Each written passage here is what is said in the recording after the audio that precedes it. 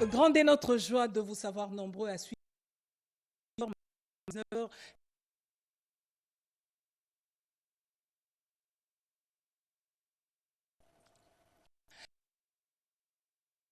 l'Union africaine de l'État.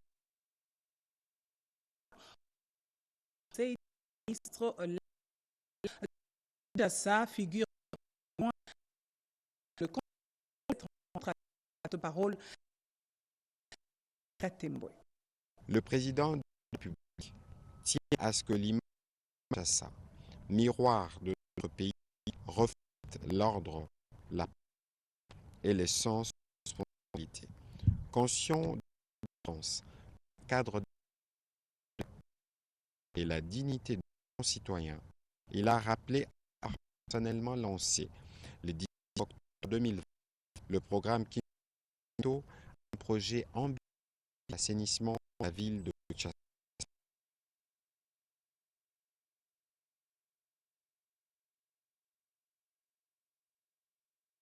Force est de constater que les défis à relever dans les domaines de la salubrité du bâtiment, il y a de la des mesures drastiques posent.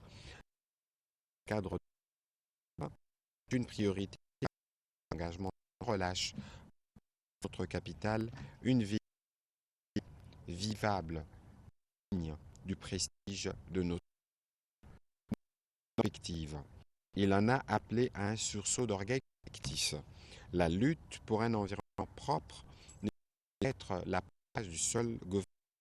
Elle exige la mobilisation de tous, gens comme citoyens. Il engage en conséquence le gouvernement provincial de Kinshasa, en collaboration avec le ministre délégué près le ministre en politique de la ville, du ministre de l'Intérieur, prendre les mesures suivantes. Réaliser chaque niveau de gouvernance d'avenue, la discipline dans chaque entité de la ville, dynamiser la brigade de santé, la doter de moyens humains, matériels et juridiques nécessaires, y compris des mesures de coercition pour faire respecter les normes d'hygiène de tous les citoyens en culture de propreté. Lancer une réflexion utilisée pour déplacer les avenues de et épaves qui y sont stationnés. Un renfort assorti des prêts présentés de 7 jours, ministre délégué près l'État de la ville pour évaluation mise en œuvre progressive. Prise de Isabelle cours du forum face aux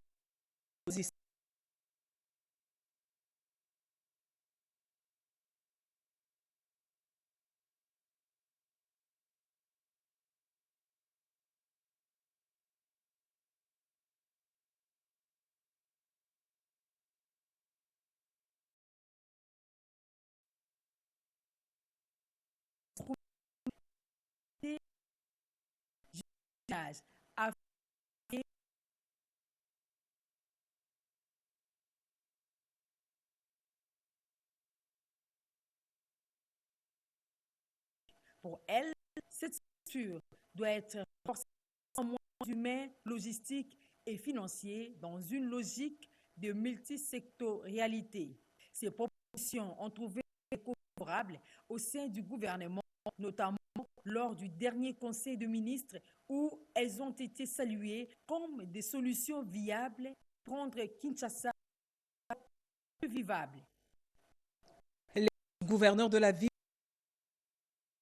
ce matin les travaux de démolition de marchés pirates le long du boulevard Lumumba dans de la campagne là-bas. Isa Ouenzete, commentaire. Il est 4 heures du matin. Eddie Yeli, vice-gouverneur de la ville de Kinshasa, est déjà debout. Le numéro 2 de la ville a commencé sa au quartier 1 de la commune d'Unjili, passant par plusieurs quartiers de cette municipalité jusqu'à la voisine de Massine, au quartier Pascal.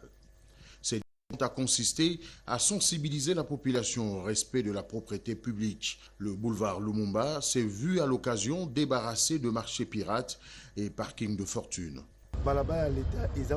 Nous sommes ici dans le cadre de la campagne lancée par le gouverneur de la ville de Kinshasa, Balabala Eza Wenzete. Nous invitons la population au strict respect des mesures de la ville en ce qui concerne la salubrité. Fini les marchés le long des routes et artères de la ville. Plus question des parkings de fortune. La population, quant à elle, a l'initiative des autorités de la ville. Nous saluons cette initiative des autorités de la ville de Kinshasa. C'est ce que nous avons toujours souhaité, que les autorités de la ville fassent preuve de perspicacité jusqu'à l'atteinte des objectifs poursuivis. Le vice-gouverneur de la ville de Kinshasa a recommandé une collaboration étroite entre la police, les divisions urbaines et l'ensemble des services publics concernés par cette opération, conformément aux instructions du gouverneur de la ville de Kinshasa, Daniel Bumba Lubaki. Au Katanga, Lubumbashi,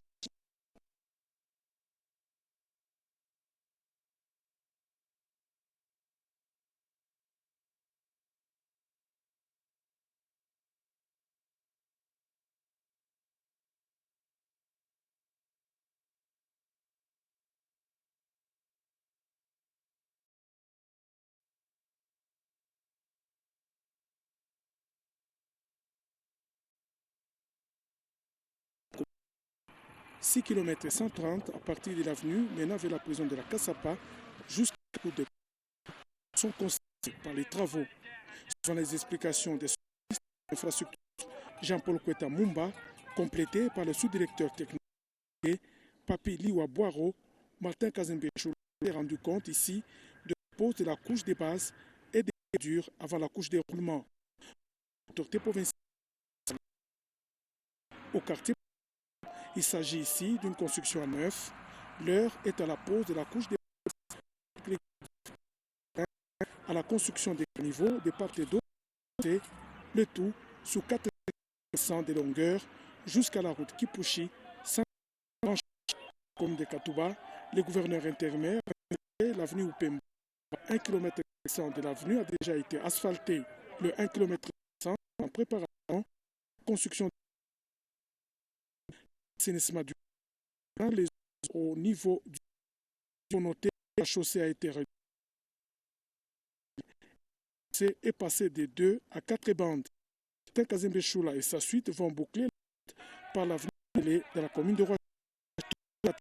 Sous les 4 km 900 ont déjà réussi la couche des roulements et la couche des bases à partie restante où l'on procède également à la construction de la qui va s'étendre jusqu'à terre vu que la zone marécageuse intérimaire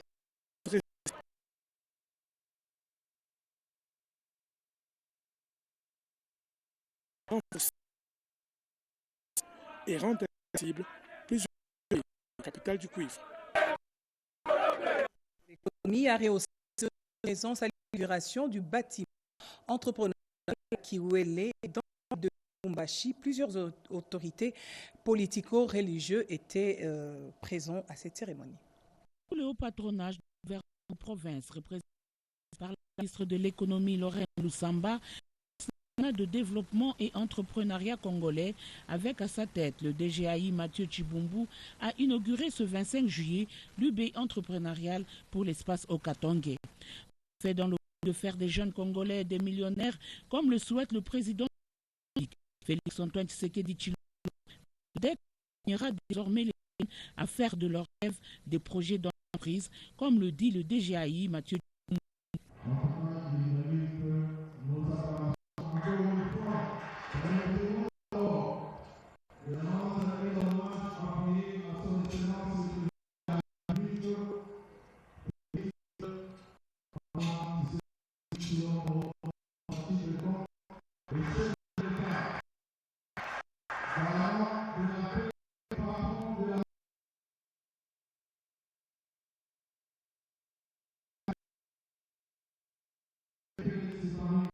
Ainsi prenant la provinciale de Katanga, qui est un levier de déclenchement économique. L'archevêque métropolitain Monseigneur Joseph, représentant la société, versé dans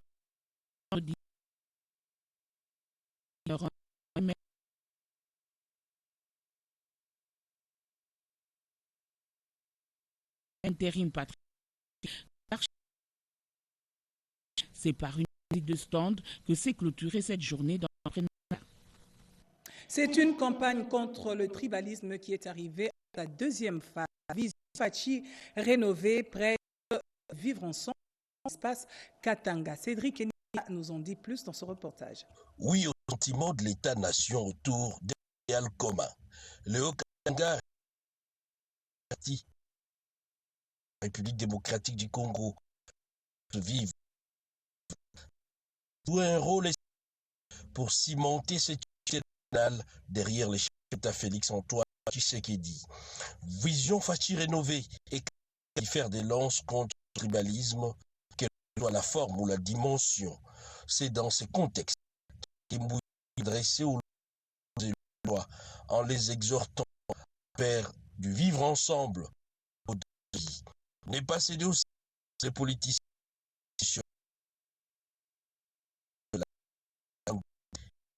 et appeler de plus à la vigilance, au patriotisme et au sens élevé du devoir pour Katangais épris de paix. Nous resterons ensemble unis, prêts à soutenir Félix-Antoine Tshisekedi Fachi, a-t-il déclaré sous les ovations phonétiques de son discours. Les contextes du débat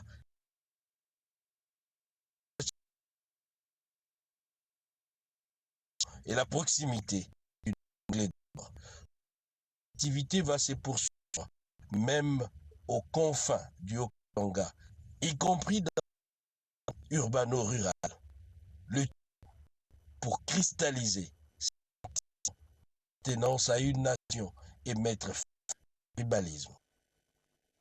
L'INPP Katanga n'est pas en règle quant à la célébration du jour de l'INPP. Son directeur Joël Mokomba, pour la circonstance, a procédé à la remise de forme aux gérants des partis.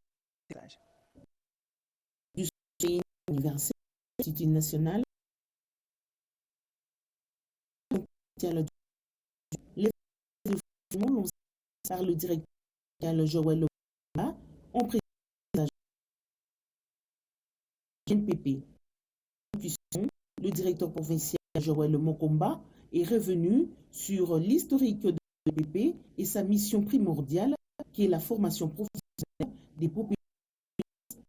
Cette commémoration a été caractérisée par la présentation des innovations majeures, notamment le pointage numérique des apprentis. À noter également la remise officielle de matériel par le directeur provincial d'une tractopelle pratique, d'une belle des filtres, les stagiaires, ordinateurs et autres formations. Chef de l'État, son Excellence Anna Chimbo, qui fait la bataille par courageuse, l'entreprend. Monsieur a cette opportunité de lier de ça et moi de l'INPP.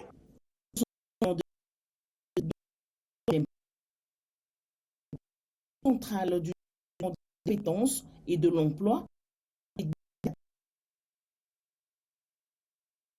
Pour le Maïdombe, le projet des réductions d'émissions à la déforestation, à la dégradation de terres est une réalité dans l'acte de plateau dans le Maïdombe. Justifie la remise d'un roulant aux bénéficiaires de ce projet et par provincial. 52 motos à 100 du projet VVF via les Pyrénées de plateau du bénéficiaire du projet a conservé les forêts dans cette partie de Indombe pour des programmes VEV Lac Indombe. Activités.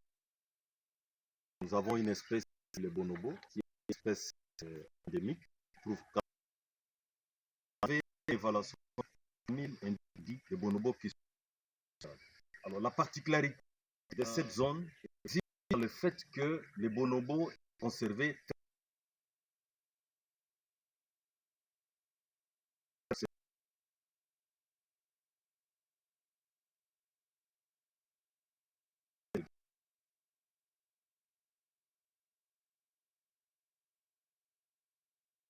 pas uniquement des outils, mais aussi des terres d'échange, de dialogue et de progrès. Le Fonds mondial pour la nature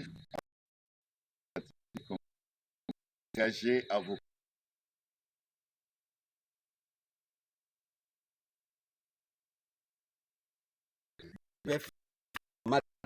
Du projet. Que les bénéficiaires de ces engins roulants sont appelés de les utiliser de manière rationnelle afin d'attirer les partenaires, de poser les actions plus que celles-ci. Le gouverneur du Koulou, en itinérance, après l'étape des Bagata, Vanga, le numéro 1 de la province, est arrivé les érosions à de 4 km de voirie urbaine de cette cité dans son cheval de bataille. Reportage.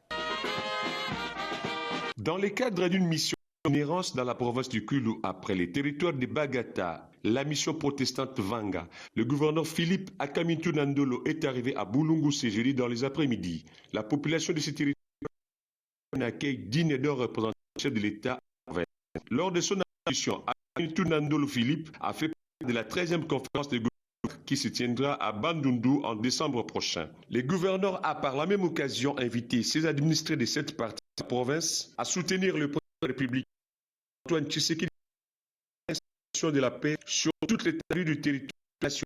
Le gouverneur Philippe Akamitou Nandolo a annoncé officiellement le d'asphaltage de 4 km de route dans la ville de Boulungu ainsi que les travaux de lutte contre les érosions.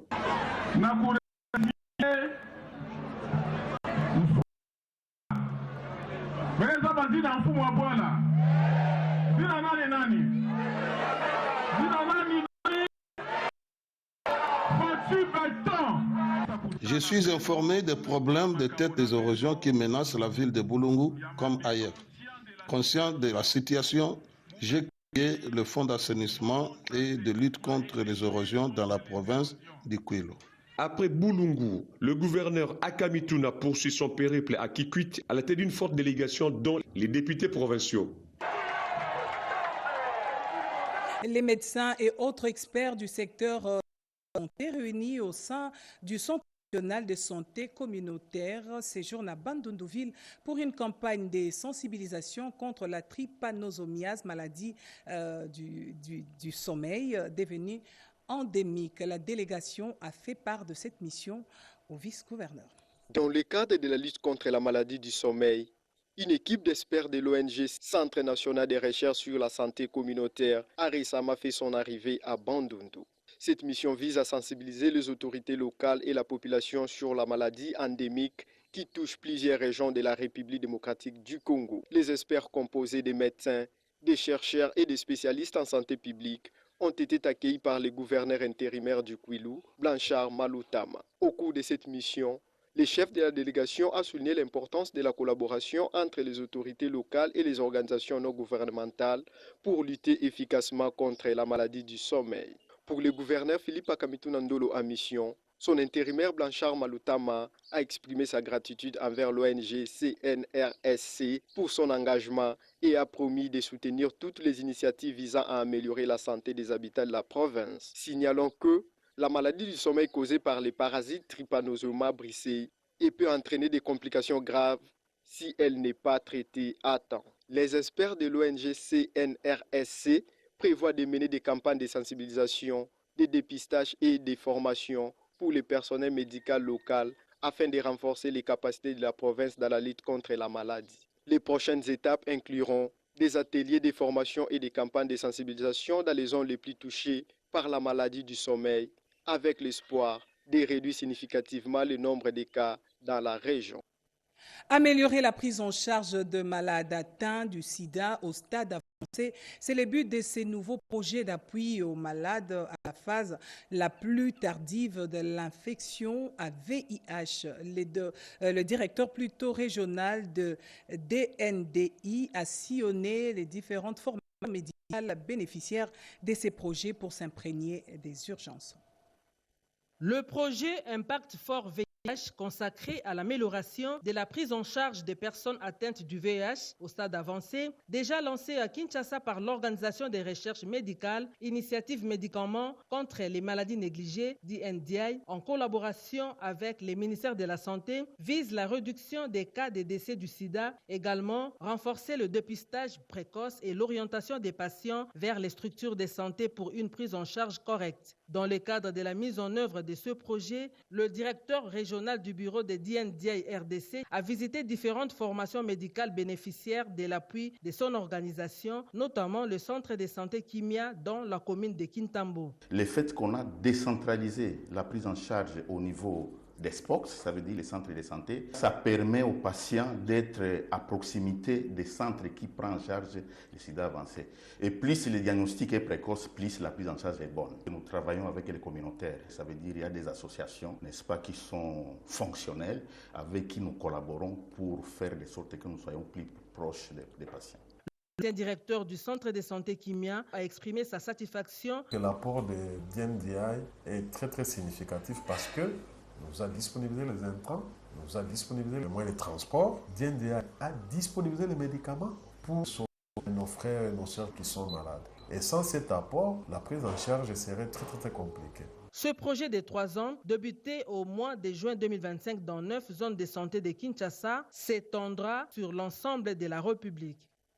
Changeons carrément de chapitre. L'autorité provinciale représentée par le vice-gouverneur Louis Ségon a été informé par les responsables de l'ONAPAC béni du degré de traçabilité de cette culture pérenne. Le souci du gouvernement provincial est que le cacao du Nord Kivu continue d'être acheté dans l'Union européenne.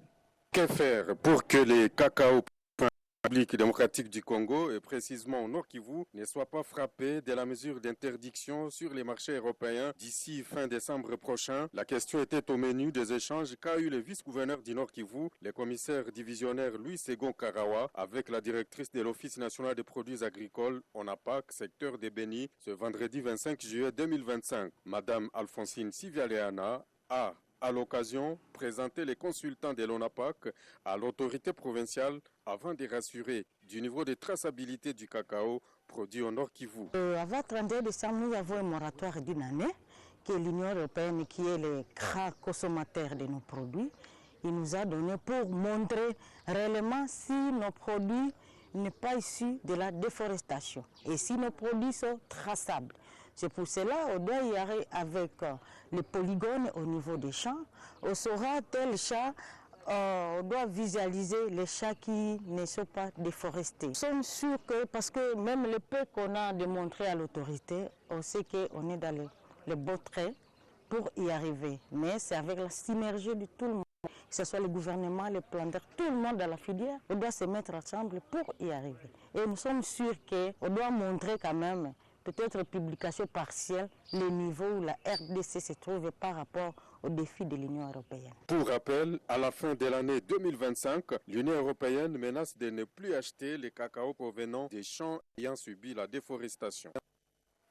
En Ituri, la crème intellectuelle appelle les fils et filles de cette province ayant pris les armes à déposer sans condition. Au cas contraire, le gouvernement est appelé à imposer la paix par force. Les détails dans ce reportage. Sous un unanime et de sérénité, ces étudiants inscrits dans différentes institutions d'enseignement supérieur et universitaire disent non à la recrudescence de violences armées en Ituri en général et en territoire de Djougou en particulier. Je suis d'abord juriste, je ne peux pas soutenir ça.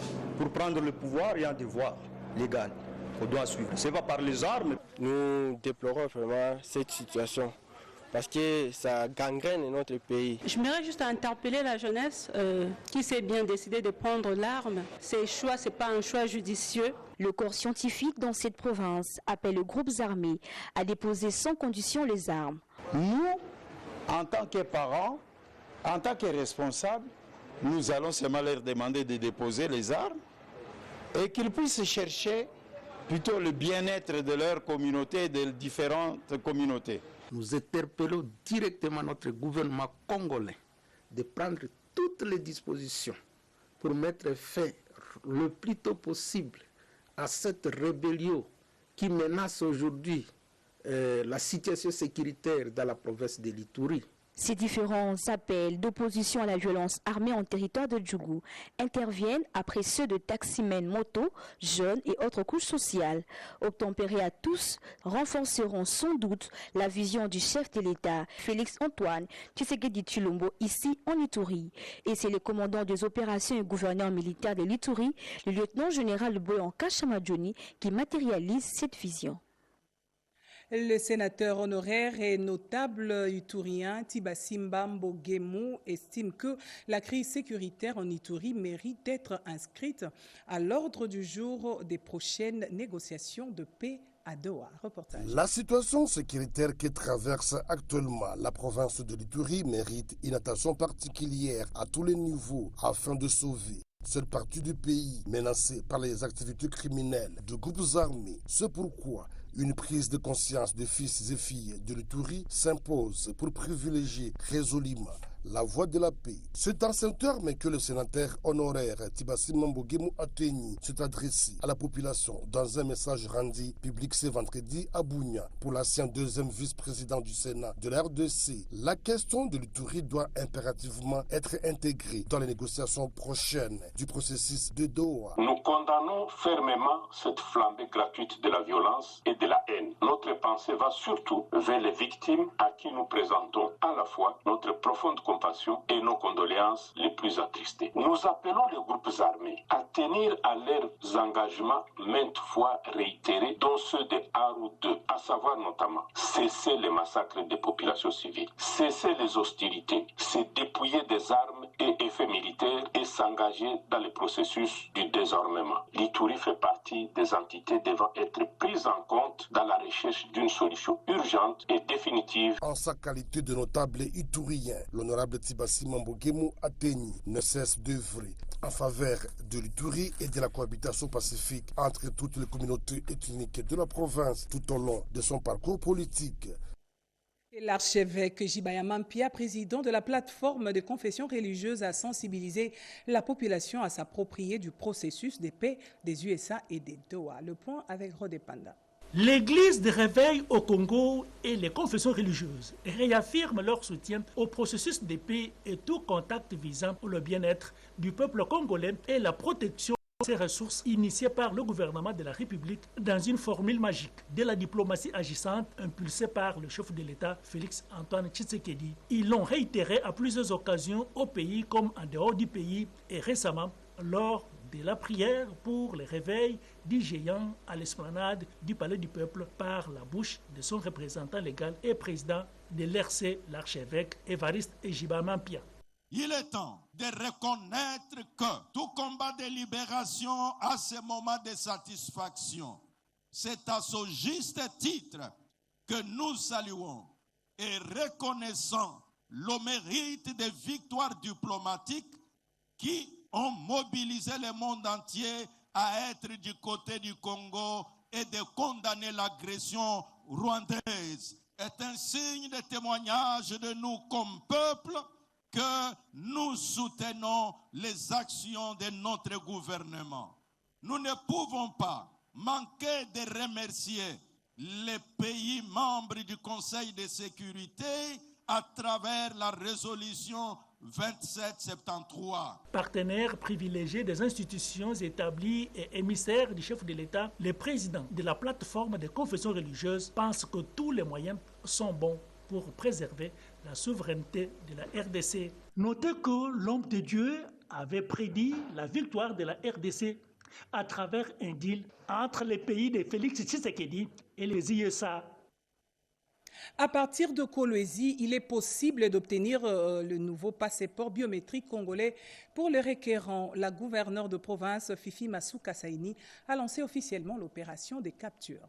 La gouverneure de province a lancé officiellement l'opération des captures en présence du vice-président de l'Assemblée provinciale, Archimède Kalassa, de quelques députés provinciaux, membres du gouvernement provincial, ainsi que ceux de son cabinet. Fifi Masuka Saini a salué l'engagement ferme du chef de l'État, Félix-Antoine Tshisekedi Tshilombo, pour son implication dans la modernisation de l'administration publique, ce qui a permis à la République démocratique du Congo de se repositionner sur le plan international avant d'inviter tous les services étatiques à sensibiliser la population à venir se procurer ce nouveau passeport biométrique. Je rends mes hommages le plus déférents à son Excellence Félix-Antoine Tshisekedi Tshilombo, président de la République et chef de l'État, pour son attention soutenue sur la redynamisation de l'administration dans notre pays. L'identification des citoyens est un exercice primordial et très important. À cette occasion, j'invite tous les citoyens du Lualaba à s'arranger pour se procurer de nouveaux passeports biométriques. Ainsi dit, je déclare officiellement lancée la délivrance des passeports biométriques au Lualaba.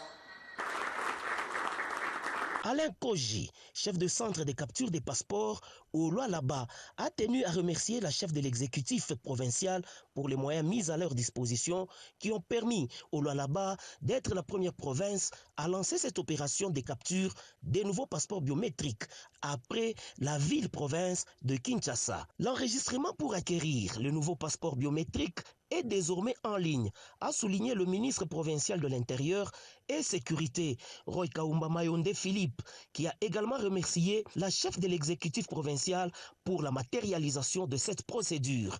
Ainsi, au Lualaba, c'est Masuka Saini qui était la première à se faire enregistrer pour l'obtention de ce nouveau passeport biométrique. Madame, Messieurs, c'est la fin de ce journal réalisé par Patrick Bapouila, Papingi Namao, et la partie technique a été assurée par Yannick Yangouma, Alain Ngalia. Nous disons merci à tous de l'avoir rédigé.